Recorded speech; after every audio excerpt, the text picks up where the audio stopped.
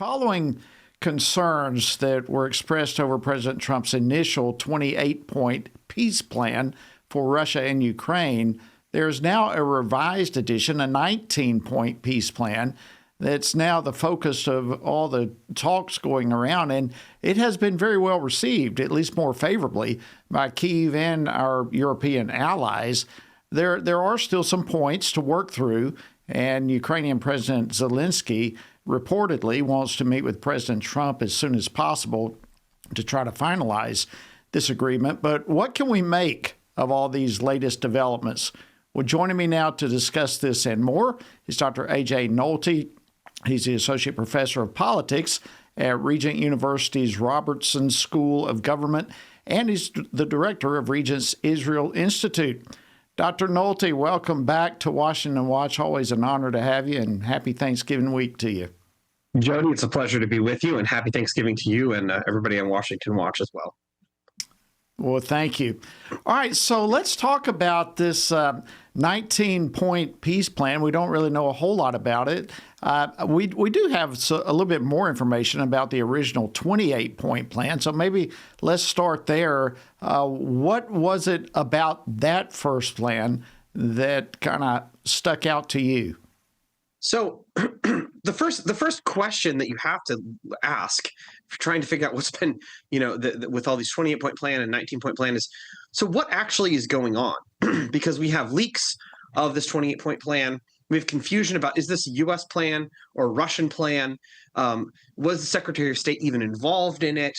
What's going on with that? So here's my kind of, as of Tuesday, as we're recording this, here's my hypothesis about what happened. I suspect that kind of what's going on is there are two camps in the Trump administration itself on how we should handle it. One is sort of more of a let's get out as quickly as possible camp, and that camp emphasizes more direct negotiations with Russia. And then there's more what I think is the Secretary of State's position and position of some of the other, certainly position of some members of the Republican Senate conference, which is that we need to back Ukraine to the extent that we can, but also, end the war, but end the war maybe more on favorable terms to Ukraine and the European allies. Trump, I think, ultimately wants to see the European allies do more, wants to see the Ukrainians do more, and also wants to kind of let these two camps run on two separate tracks. This is a thing that Trump often does. When he's getting conflicting advice, he kind of lets both sides play things out and see who gives him the best advice and sort of what works. And so I suspect what happened is we had two tracks going. One where some of the folks maybe more in the let's get out quickly camp were negotiating with the Russians. They got a plan that they were working with on the Russian side, of sort of like the Russians' initial offer, where there was a second track of conversations with Zelensky that was going on. So because the 19-point plan and the 28-point plan, there's some similarities, but both of them kind of had to, I think, be in the works. So I think the U.S. was sort of trying to get a sense of both sides opening positions and harmonize them. And then, there were some leaks that came out from that and some confusion about exactly what was going on as sort of different factions in Washington were trying to spin information in their direction. Bottom line is the 19-point plan is one the Ukrainians are happy with, the Russians are not. 28-point plan, the Russians are happy with, the Ukrainians are not. And so now it's going to kind of be up to President Trump to figure out where we go from here. Yeah, I mean, that's a good point. Even U.S. Secretary of State Marco Rubio reportedly told senators on a phone call this week that the 28-point plan, just as you said, was essentially a wish list for the Russians. And so now is it what you think is just the opposite, that this 19-point framework is but a wish list for the Ukrainians, and we're still going to have to go back to the drawing board and work through both of these? I think that the 19-point incorporates some stuff from the 28, but they were trying to figure out, I suspect, and obviously we won't know until the book on this is written, which somebody certainly will write a book on this eventually, but I suspect they were looking at the 28-point plan and saying, okay, what's Russia's opening position? And then going back to the Ukrainians and say, which of these components are non-negotiable? So I think what Rubio was sort of trying to say was not that the U.S. didn't have any input, but that we understand this is sort of the Russia's starting position. This isn't going to be the final plan. We're going to go back to the Ukrainians and say from this, okay, what can you accept? What can you not accept from this plan? And now they're kind of going back and forth on the Russian side. The deal breakers for the Ukrainians, of course, were kind of there were a lot of blocks on Ukrainian military size. There were not as many restraints on Russia. Ukraine was going to give up territory that Russia doesn't currently hold in that 28-point plan, and there was no ongoing European security commitment. Part of this is also, I think that the Russians want direct negotiations between Russia and the United States and nobody else. They don't want anybody else to be a player. But actually, if you kind of look at what Trump has been saying consistently, he wants the Europeans to play a more substantial role in Ukraine. And I think he's looking for, I look at things through the lens of Israel. Israel is that ally that just does everything. They do as much as they possibly can. They don't ask us to do too much. And so Trump is kind of looking at the Europeans, and Ukraine is going to say, who's the ally that's going to stand up and be competent and take leadership on this? And then we can play a role of helping in the background, because Trump's idea is, look, this is actually in your backyard. And so I don't think he wants it to be a US-Russia thing. He wants the Europeans involved. And so that's going to be a point of friction between Trump and Putin moving forward, I think. Well, that certainly needs to happen. So what do we know at this point about this 19-point plan? There are leaks all about, but what do we actually know at least parts of what this 19-point plan is all about? Yeah, it reverses several things of the 28-point plan. It makes the starting point for negotiations about territory, the current front lines, as opposed to ceding parts of that Donetsk oblast that the Russians are trying to take right now. It also doesn't make as firm a commitment that Ukraine is never going to be in NATO. It says that there's a normal process that they'll go through, but doesn't guarantee that accession. And it also has the idea of sort of a European led tripwire force that's going to be in Ukraine as a deterrent to Russia actually taking any further steps. So it might be sort of like they're not formally in NATO, but there's some sort of non-NATO ally considerations there, and there is envisioning of a European force on the ground. I think that's going to appeal to Trump because he doesn't want our guys, and he's going to think, look, if we need to hold the Russians off, let's have the Europeans actually have some skin in the game, and that is something that's very consistent we've seen from President Trump in both this term and the first term. But it still seems to me that we still have a lot of ground to make up here. Putin has basically said that the original 28-point plan is his basis for a final peace settlement, and the Kremlin has indicated that they would reject any other modified plan whatsoever, claiming they do that the 19-point plan has erased some key understandings that they believe that they had with Trump. So are the hurdles still as big as they appear to be, or is there truly some sort of middle ground between these two plans, or are we just really walking a bridge to nowhere right now? I think bridge to nowhere isn't necessarily determinative, but it's closer to that. And here's why. Trump wants a deal more than anybody else. Okay, he has the highest desire for a deal. My read is that Zelensky wants a deal, but he wants one that's going to prevent Russia from doing this again. He's willing to make concessions for that, but for him, a non-negotiable is a security guarantee from the US, from the Europeans, from somebody that Russia's not going to be able to do unopposed again what they did in 2022. And Putin, I really don't think, based on the way that he has been acting, I don't get the sense that Putin feels like he really needs to stop the war. He feels like he's winning. He feels like Russia's inevitably going to win, and he doesn't see any reason to stop the war. And so he's not really that open to negotiating.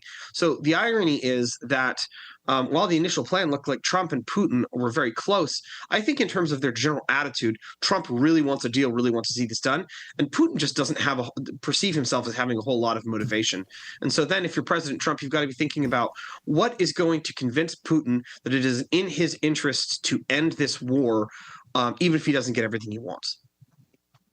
Yeah, I think so the screws would have to be tightened on that to come to that end result, and there are ways for that could happen.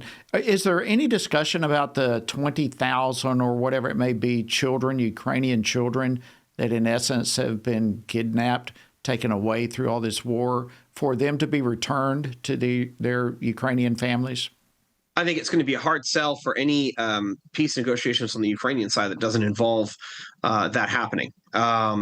But I don't. From what I haven't seen, it's not front burner. A lot of it is sort of the broader security issues, but that is definitely something that needs to be considered as we kind of move forward with this. I think another question that maybe as Christians and as evangelical Christians in the United States we want to think about is, okay, so if there's territory that's going to Russia, are there going to be religious freedom guarantees? Because we know Russia has a history of arresting evangelicals, Baptists, Pentecostals in Russia, and also in parts of Ukraine that they occupy. So there are a couple of dogs that haven't barked. I think religious freedom is one. I think that issue with the kids is another one. And so, we'll have to kind of see what happens with some of those factors. Well, I'd like to get your input on this too, because I think you will have as good of an understanding of this as anyone. In what ways are the efforts that we're watching now with Russia and Ukraine similar to the efforts for peace that were utilized for Israel and Hamas? How are they similar, or how are they different? I think they're similar in the sense that Trump likes this two-team framework. In other words, he's got a group of people that are negotiating with the Arabs and a group of people that are negotiating with Israel, and he runs that dual structure. You can kind of see some evidence of that in the negotiations that happened with the Israel-Hamas peace deal, and there he was able to pull it off. Now, I think he was helped there, number one, by the U.S. strike on Iran, and number two, whether it was the intention or not, by the Israeli strike on Qatar, because that convinced the Qataris that actually Israel really is a militarily powerful country that they need to take seriously, and that maybe some of this mucking about has been a luxury. And so they really realized, hey, we could use some protection more from Trump. The problem that he's got, I think he's got the same dual track approach. He's using Rubio as kind of more as envoy for the Ukrainians. It looks like Dan Driscoll, the army secretary, is kind of his point person for the Russians. Witkoff is in the background. The problem is he doesn't have the leverage on Russia that he had over Qatar and Iran and the Palestinian Authority and the other backers of Hamas, because Russia does not at the moment feel deterred, and Russia is not afraid of what Trump is going to do. They think they have absolute freedom of action, and it's much harder to deter a country that has nuclear weapons and that sees themselves as winning the war, whereas Qatar, I think, because of that Israeli strike, had a lot more incentive to come to the table and agree to something that Trump was going to put out there in exchange for U.S. protection. Yeah. Well, speaking of Israel, last week the U.S.-sponsored resolution on Gaza passed the UN Security Council, and I'd like to get your take on that. Yeah, I mean, with all the peace plans in Gaza, there's good and there's bad. Let me start with the good, because I think the good ultimately might be more important in the long run. And the good is this. You have a commitment to the idea that any future for the Palestinians requires Palestinian reform rather than Israeli territorial concession. That's a huge change, because the framework before this with the UN especially was always, if there was going to be any sort of peace deal, it was going to be Israel trading away territory for recognition. Now the onus is put on the Palestinians for reform. The other thing is that this international stabilization force, in theory at least, has teeth and has a real actual combat mission. But the challenge, as always the case with the UN, is, okay, you've got this ISF in theory, where the troops going to come from? Where are you actually going to find non-Israeli soldiers who are willing to go into the tunnels and fight Hamas? And the devil is in the details when it comes to how do you implement those reforms, and how do you ensure that Hamas doesn't simply come back again under another name in the Strip and even metastasize into parts of Judea and Samaria. So, there's been a sea change in terms of future expectations, but the short-term security situation, I would say time will tell. Well, and they're even talking about potentially coming to a place for a credible pathway to Palestinian self-determination and statehood. Yeah. And I kind of scratched my head with that, with what in the world does that mean? We've only got less than a minute, but what's your thoughts on where that ends up? Self-determination and statehood are different, and I like the self-determination phrase because that implies that a people are having some sort of say or referendum in their future, and that type of referendum implies that you're doing work to prepare for that. I think a pathway, people are tending to think of a pathway as short-term. I would say you need to look at this as at least a 20-year process, because there's deconstruction, de-radicalization, fixing the education process, and then maybe there's some sort of referendum where the Palestinians will be given certain options about their future. I think Israel could commit to something like that without necessarily committing to the creation of a Palestinian state that right now would be a failed state with no leaders, no borders, Sharia law as its governing document, and really a hostile attitude toward Israel. Very, very interesting, fascinating discussion as always. We love having you on, Dr. A.J. Nolte of Regent University. Wishing you the best of Thanksgivings. And again, thank you for joining us today on Washington Watch. Thanks, Jody. Happy Thanksgiving to you too.